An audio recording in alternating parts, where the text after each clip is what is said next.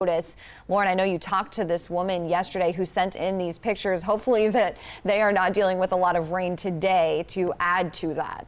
Yeah, unfortunately, we have another round of scattered storms and showers on the way. Norma and I were going back and forth last night. Something that broke my heart. She said people in the neighborhood, the families, they cycle in and out of those homes because the poor drainage has been an issue for so long. And when you topple in rainfall totals like this, it makes them want to leave the neighborhood. So where she lives, they picked up close to about 3 inches of rain. Other portions of Arcadia seeing about 1.5 inches.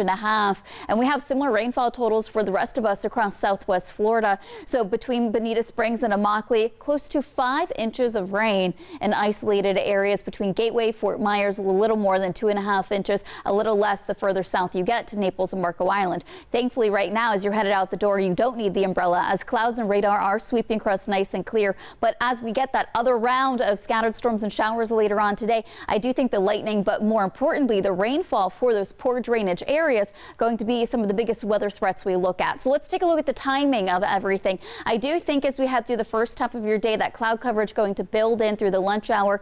A couple of spotty showers up and down the coast, absolutely going to be a possibility. It'll be more after 2-3 o'clock. We'll start to see a couple of those isolated showers bubble up, becoming more widespread into the afternoon and evening. This is a look at 8:30 with a few showers lingering around. I think they'll dissipate closer to about 10 o'clock in the evening. Overnight will be nice and quiet, and then Saturday will start off with a beautiful mix of sun and clouds. We're dry at least through your lunch hour. After 1 o'clock, we'll start to see a couple of showers, more widespread scattered storms and showers into the afternoon, the evening. This is going to be a look at about 8 o'clock tomorrow evening, and a few of those storms do linger around, dissipating closer to about 10 o'clock, and we're stuck in that pattern as we head into Sunday as well. On the flip side, the cloud coverage and also the storms keeping us a tad bit cooler. 74 through our inland areas, a little bit warmer for some of us up and down the coast. 77 in Fort Myers, the same in Marco Island. 74 though over in Naples. Average high this time of the year is 90, but those storms I think going to cap out our highs today. We're forecasting in the mid to upper 80s.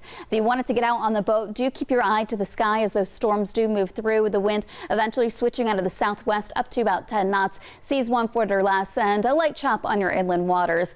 A lot of chatter about the tropics, so let's get right to it. Tropical storm Fiona is moving through the Leeward Islands as it enters later on this weekend.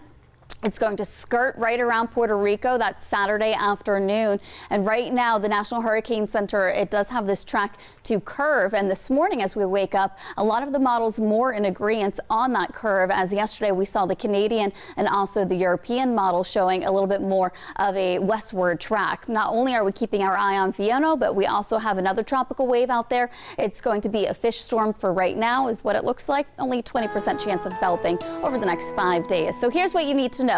The next several days, we are stuck in a cloudy, stormy weather pattern. Highs capping out in the upper 80s as more dry air wraps into place. That'll be Monday into Tuesday. That'll limit our rain chances just a tad bit, and that'll also bump up our afternoon highs into the low 90s.